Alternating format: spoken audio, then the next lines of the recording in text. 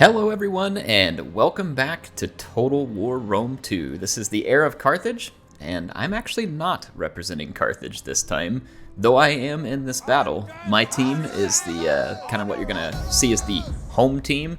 The yellow bannered units, like the ones that are outlined in yellow, are actually mine, so I am playing as the Iceni, and I'll be playing as Player 1 again, which in Sub-Commanders, Player 1 is the heavy melee, the melee infantry, sword infantry, if you will. And I guess it can include axes as well. But yes, so my teammates are going to consist of we've got Egypt here, and we've got Carthage, and we have Macedon. So Macedon's playing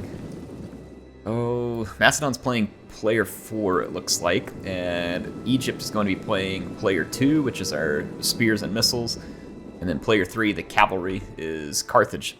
So that's kind of the split on our team, and immediately when the battle starts, our opponents have set up nicely in the woods here on this map, and this wood is going to give them some cover to work from.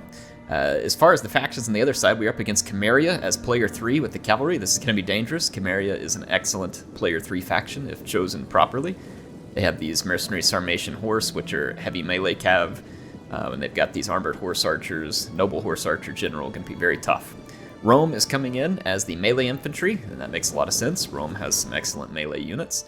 And then in support, we're going to have Athens, I believe, as...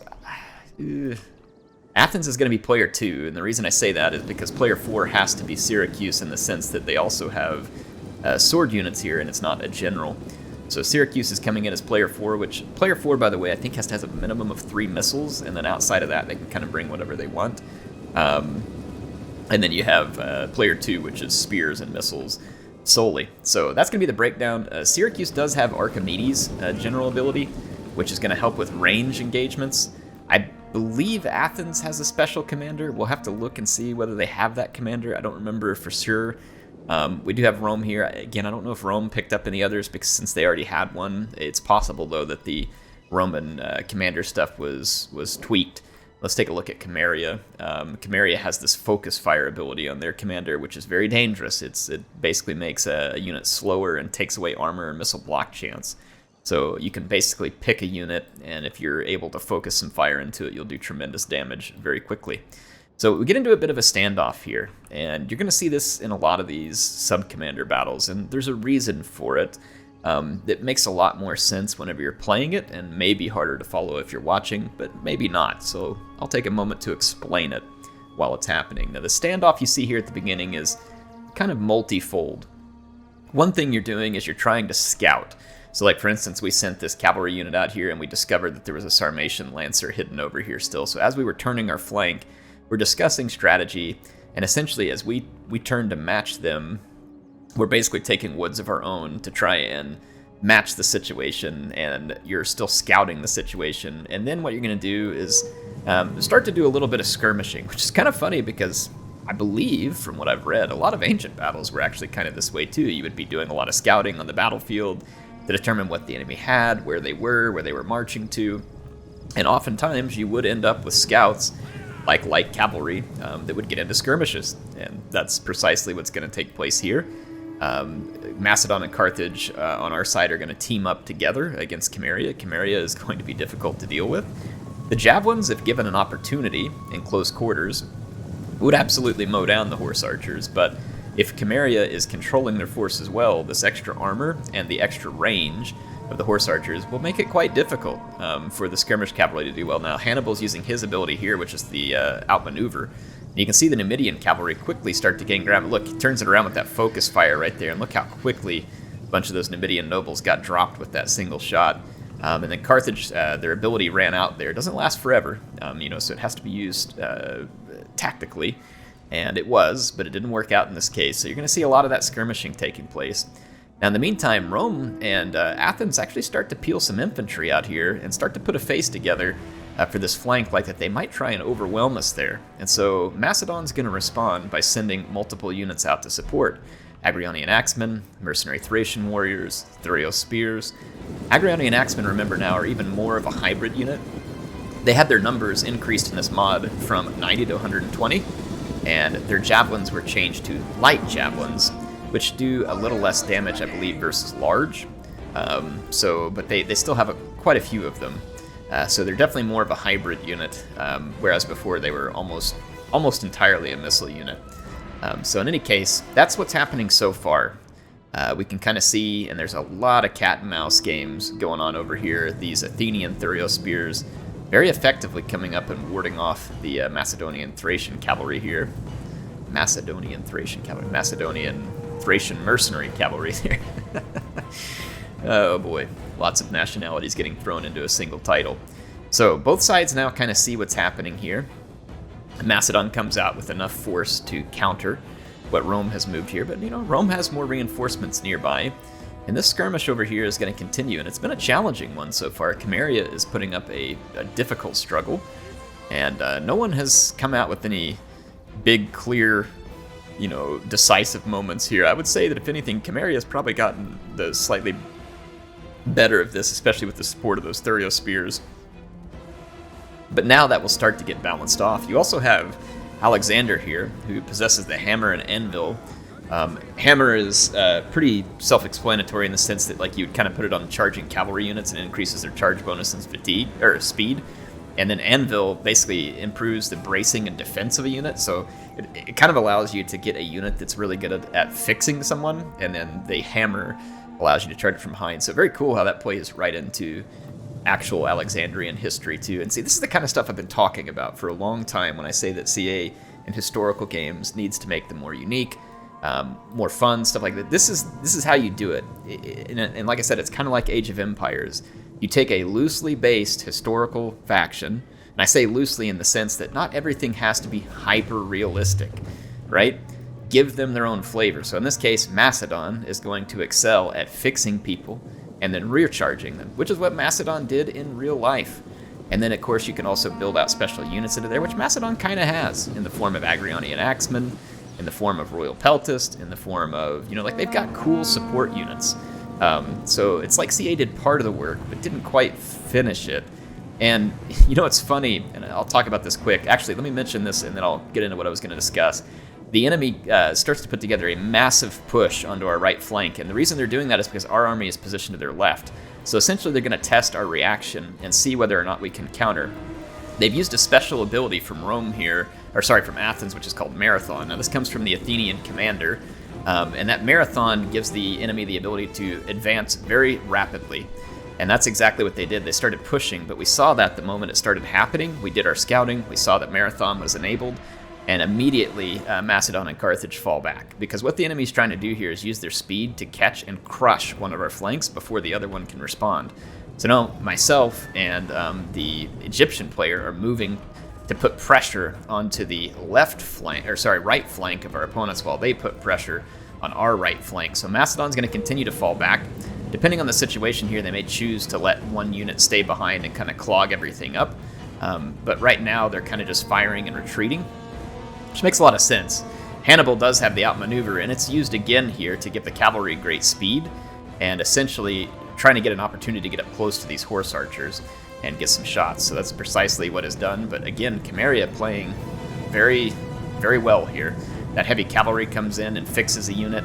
It actually ends up kind of catching that Numidian cav. Anyway, so back to my discussion.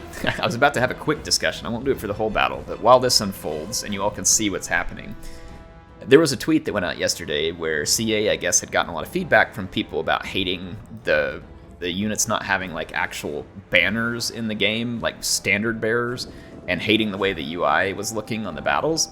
And I noticed that too whenever I was playing the early access to Total War Pharaoh. People just freaking out that the user interface just didn't look like what they wanted it to, and how this is awful. I hate the fact that the banners are the way they are. And it's kind of funny because everybody's different. I'm not saying this to insult. If anybody thought that, that's totally fine, right? That's fine. It's your prerogative. If you play a game, you have a right to form an opinion about said game. I'm going to give you my opinion, which is I hate that the community focused so hard on banners, and I see CA already releasing a tweet saying, hey, look, we added standard bearers and banner bearers into the game because we took your feedback. Now, that's cool. I'm glad they take feedback. But the community, for instance, on Rome 2 screamed and screamed for a politics system and a family tree. Should those things be in a Total War game? Yes. But what did we really need in Rome 2? You needed more diversity amongst the factions, you needed cooler abilities, you needed the campaign rework to where the upgrades on your general were more worth it, more unique, more interesting, making the campaign more replayable. What did we get? We got a click here and insert money to stop political action system. That's what we got. And when I see the thing in Pharaoh, it's like, all right, we got banner bearers. Okay, I mean it's not a bad thing. It's not a bad thing. It's just weird to me what like the things that the Total War community screams for sometimes confuse me, in the sense that I feel like that we should just be demanding like the solid core of a game first before we get too worried about, you know, maybe like what the UI looks like or something like that. Again, this is not meant to insult anybody who thinks that or was really pleased with it. It's fine, right? I'm glad that CA takes feedback. I just want us to be, hopefully as a community, demanding the things that we need, because they clearly hear us. And if we're screaming about, you know, what do you call it? Surface level, I can't even put the words in my mouth. I'm terrible at speaking. Like, if we're just looking at surface level aesthetics, that's the word I'm looking for. Is that what we want? Or should we, you know, be taking the lessons from the past on games like this and making sure that that gets applied? Anyway, that aside, I just thought that was interesting. Again, not meant as an insult. If you wanted that banner thing and you're mad at me for saying this, feel free to go to the comments and insult me and my face and my family. I will accept your insults as restitution for my disagreeing with you. Anyway, the battle continues. We're going to see the kind of the melee fight unfold here. There were some Sarmatian horses that came up front to get after the slingers. They did get home, and that's not good for us. Slingers died with the ammunition, and that's always a bad thing. Now, Egypt is rocking some pikes and Levithurios, bringing plenty of javelins and missiles into the fight, and then I'm going to kind of stand behind them and be ready to support. My general is actually Boudica, or Boudica, however you say it. She has a special group war cry ability, which can help rout a small group, and then Unity, which gives a morale buff across an entire map-wide thing, so I will use that whenever I feel like. And I want to say it's Unity that has a single use, and Warcry that may have multiple uses. With the Chariot, though, we really want to save these until late in the game, and then you have to keep them moving to maximize their damage, which is done by impact. So a lot of skirmishing taking place. The Athenian commander here is in a Thorax Hoplite unit, which is a good unit for fixing enemies. It's a good unit for player 2, which is the role that Athens is playing here. Yeah, Athens is playing. Syracuse is different here. So yeah, when we look at melee infantry, just kind of comparing mine, I have 3 sword band, and I've got, I believe, 2 chosen sword band and 2 painted ones. And then we have, yeah, 3 sword, 2 painted, 2 chosen. And the enemy swords over here are Hastati, and then there's a legionary that's already been ripped up pretty nicely by skirmish fire. And then we have another legionary, and then we got an Evocati cohort in the back. There is a Thorax Hoplite for the Syracusans, and then one for the Athenians here. And then there's another Thorax Hoplites, 2 Samnite warriors here in the back. So we're up against a very significant melee infantry threat from our opponents. In fact, I would say that we are outclassed. And that's partly because Egypt, in this case, brought a lot of light skirmishy units in order to give us a bit of a missile advantage. So we really need to make our opponents pay from a missile standpoint first. We do have a companion cavalry and some Carthaginian cavalry to help out in the rear charging and stuff, but they're also going to have their work cut out for them, because these Sarmatian horsemen and Sarmatian riders are dangerous units, and they'll have to be dealt with. Little small skirmishes still breaking out again. Levithurios, militia hoplites. There's going to be a lot of skirmishing going on. This was not a quick battle. Neither team was ready to just jump in. But if you look, the power bar is actually already a little bit against us in terms of what's going on here. So if we look at skirmishers still left on the other side, there is a mercenary Rhodian slinger. See 2 of those and another slinger, and then 2 more slingers for Syracuse, and an archer in the background, which a lot of times these are brought to help counteract cavalry. And that's a pretty smart move if they're held till late. Hang on to their ammunition and put it to use late. So there's still significant skirmish going on, and on our end, we had some Egyptian slingers up front, Nubian bowmen behind those. So it was 3 slingers and then 3 bows. So we have a significant skirmish force as well. So we'll end up kind of seeing who starts to gain advantages there. Got some quick reload going on in the Rhodians. Rhodians are very dangerous. Let's check out what they're shooting at. They are actually shredding into the Levithurios at the moment and the pikes, and that makes sense. These are melee units that if they pull down, it just puts us at ever more of a disadvantage. So we decided to move some troops out to our left flank and try to put a pinch on the enemy over here. So I've moved out both of my painted ones and a sword band, and then I've got a chosen sword band that can come in, far behind. I don't want to move too much up here because it can get risky. Now, the Carthaginian player is going to lead the way here and come crashing in with the cavalry and then the Levithurio spears to fix the enemy. And we're hoping to use my painted ones in their intended role, which is shock infantry, to get massive charges. But look at the excellent disruption here by the Carthaginian cavalry, timed perfectly with the charge of the painted ones against the Levithurio spears. Then here comes the second group of painted ones. And now, essentially my role as player one, I'm going to have to look for good opportunities for flanks, and looking for opportunities to cycle charge. So like right here, I'm being countered by a legionary, so I'm going to pull away from it. I don't want to get countered by that legionary, so I got 37 kills, and the Carthaginian cavalry is going to cycle in again. So we're looking to maximize the kills on my infantry. So you're going to see me cycling these painted ones and looking for ever more charges. That one got 54 kills on the first charge. Then I'm going to bring in the sword band to fix the enemy while that Carthaginian cavalry runs the disruption. I've got my heavier infantry, but you'll notice that the opposite team has started targeting my painted ones, which is smart. They have a little bit of missile block chance, and then very little other than that. It's like they just went into battle in a pair of trousers or something, so they're not going to be very well defended. Comes a second charge for that painted one. I forgot to use Frenzy the first time, so I used it the second time. We're going to rack up a lot of kills. And then here comes the companion cavalry coming into support. Unfortunately, my sword band is getting crushed at the moment because there's a fresh Hastati there. But look, this opened up a flank, so I'm going to bring in the painted one, the second one. And that one's now 61 kills. This one's going to rack up a tremendous number of kills into that flank. And then I'm going to cycle the other one. So again, we're just kind of charging, cycling. I lost that one sword band a little fast, which was sad, but I'm going to take this warrior and go see if I can start plugging in the gaps. So we're working on this flank. It's a tough job thus far, but my painted ones here got some really tremendous value. Killed a lot of legionaries, and they killed a lot of those Saki Hastati, but now they're taking a lot of Thurio spears and missile fire, so this is becoming a challenging situation real quick. Look at that, that painted one cleaning up well over 100 kills in a very short order. So I'm going to go ahead and start bringing my sword band up again. I'm waiting for the opponents to kind of commit infantry into this fight. Those painted ones did such a tremendous job. But as far as the infantry fight on the other side, we haven't committed to it because we really don't have the infantry to commit to it, not in any large fashion. So the skirmishing continues while we continue to try and weaken this flank. Chimeria presents an ever-challenging threat to us. And here they brought in some mercenary Sarmatian horsemen and came after my painted ones and found some purchase there. Look at that, that one's got 140 some odd kills. And then I'm going to try and cycle my chosen sword band one more time. It got a good charge, and I want to cycle it back away from these legionaries. I'm going to fix it again with my painted ones, so you can see me kind of constantly cycling here. Carthage is going to bring in a noble cavalry to assist here too, so we're really doing a lot of engage, disengage, cycle, and repeat. So as that noble cavalry gets its charge, I got hit with a Draco, which is a nice debuff.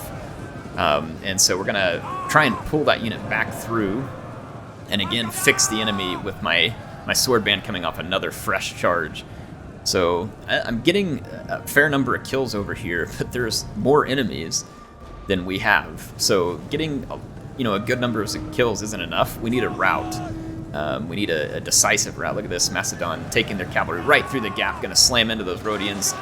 I don't know if they still had ammunition, but it was a good hit. But look at this, the mercenary Sarmatian horsemen close behind, and that Macedonian general now in some serious dookie. Got hit with a Draco there. So this flank over here starts to sour a bit for us as Chimeria is now pushing with the 4 horse archers. Macedon's going to have a difficult time holding them. They're busy trying to keep their general out of the fight, and in the meantime took some shots into the Thracian cavalry.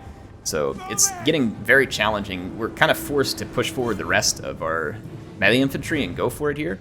I'm still kind of hesitant to bring my chariots in because there's a lot of cavalry around, and the cavalry will be exceptionally dangerous to my chariots.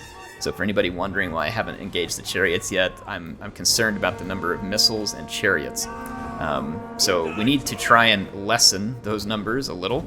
I've got a chosen sword band here who's struggling with a legionary. That legionary has got a lot of it's got a lot of kills there, 142. I'm going to go ahead and try and cycle this Chosen Sword Band out probably here in a moment, and then bring in the fresh one. So it's going to get a fresh charge here. Should get a decent number of kills against that Legionary.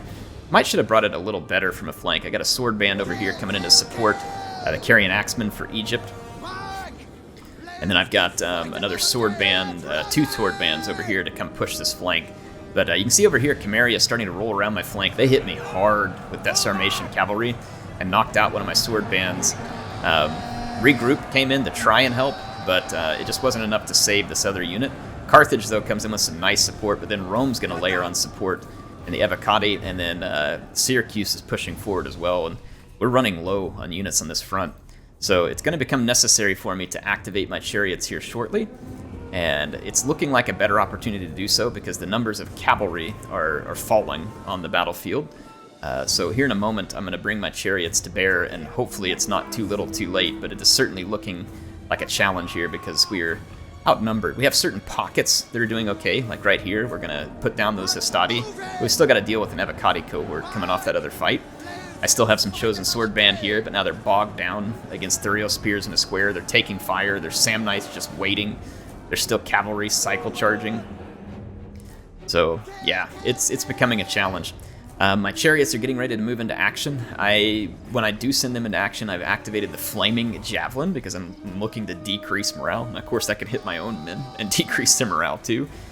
There's going to be an opportunity for us to try and get kind of a decisive route going with the chariots.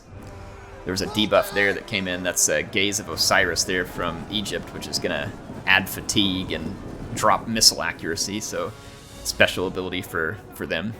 All right, it is now time for the chariots to roll in. It's probably past time, to be honest, but we need it bad because there's 2 mercenary Samnites and a Thorax Hoplite moving up to come after our already very beleaguered infantry.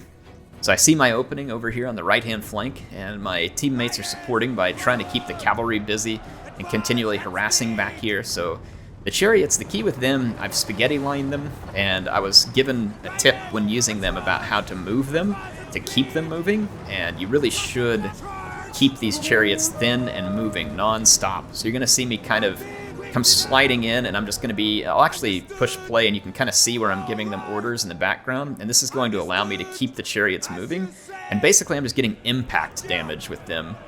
And so I'm going to come just flying through all this infantry and just, bash up as much impact damage as possible. Now, our enemy uses presence to improve recharge rate and then rally for the morale, and that's going to help their units not quick route from the chariots. So I've slid through all of the enemy infantry, and I've already racked up 82 kills, only losing 1 charioteer here. And we're going to swing back around for seconds, so that definitely helped us in the infantry fight, though we are certainly still very outnumbered. This Thorax Hoplite hasn't even engaged. Now, nice work from our Egyptian teammate here, just pouring fire into the Syracusan general.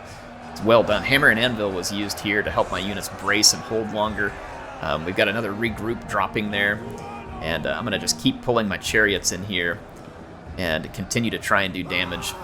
Flaming Javelin. See, the Flaming Javelins actually ended up hitting Carthage right there. So that's always the risk of the Flaming Javelins, though right here I think we caught 1 unit out with it, which it'll help. So my chariots rolling in for another pass. They're up to about 100 kills. The battle's very close, but definitely against us because of numbers. And it's questionable whether we're going to be able to hold out. I'm about to lose my last heavy sword here. I went charging through with the chariots. I used a group war cry, hoping against hope that we could keep these units, rout these units, but a very timely rally from the enemy team is going to keep those units in the fight. My chariots continue to roll, 150 kills now. They've lost 2 charioteers. They're under heavy fire back here from Thuriel Spears and mercenary Rhodian slingers. But the infantry is absolutely critical that I kill it. So I'm trying to roll through. The Alexander here doing his best with his companion cavalry. I've now lost many chariots, but there are still more kills to be had. I'm going to keep rolling and keep doing my best.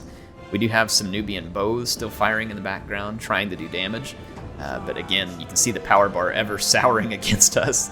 Our team is struggling here to finish this. We just got outnumbered in the end, and that was, I think, due to a few factors. I think our opponents just did a really good job chewing at us with the missiles, and on top of that, they probably had like a quality advantage in terms of infantry.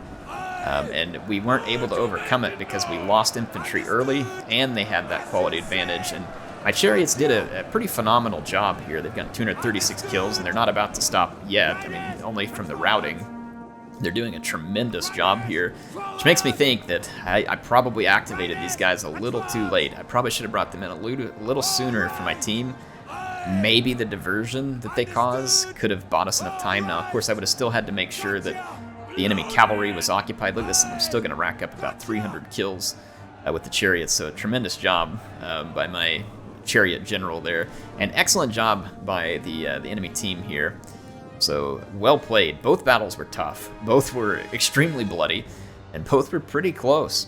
Though I would say that this one is a pretty nice walkaway victory in the sense that you've got a healthy thorax hoplite and an avocati cohort there. So, I mean, they were definitely in pretty solid shape at the end. So, GG to them. So thank you to Soul and Ninja Keeper and Massamax for being awesome teammates here. They were in both the battles, just fantastic teammates. And then thanks to War and Professor Zoc, Booty, and Pro Demolition. So definitely appreciate them. They all played great in both of these battles. I had a really good time. Fantastic players. All of them were nice too. And like we had a good time kind of joking around and stuff. So if you want to go join, I've got the link to the Gathering Stone. It's a fun group to be a part of, and they're constantly playing these battles in Rome 2. It really is a good time. So I was pretty proud of how many kills I was able to get in this battle. I got over 1,000 kills. In fact, I got more kills than anybody else, so that was pretty exciting. Now, part of that was due to the excellent cover that I was given by Soul's cavalry charges, so him bringing in that cavalry and kind of clearing the way for my painted ones made a huge difference here. The two painted ones together got well over 200 kills. We got some pretty good kills on one of the sword bands. Okay on one of my chosen sword band. The other one got a little whacked. And then, of course, the chariot did great. Soul, with his cavalry, he did some good work with that noble cavalry. Over 100 kills, picked up a chevron. A lot of kills on the mercenary Numidian nobles. Those are excellent units when you get them into the right target. And then good work with the Numidians and the Carthaginian cavalry. And Ninja Keeper here with Egypt did a ton of skirmishing. And he got a lot of damage done with the skirmishers too. Really an impressive amount of kills for these cheap skirmishers.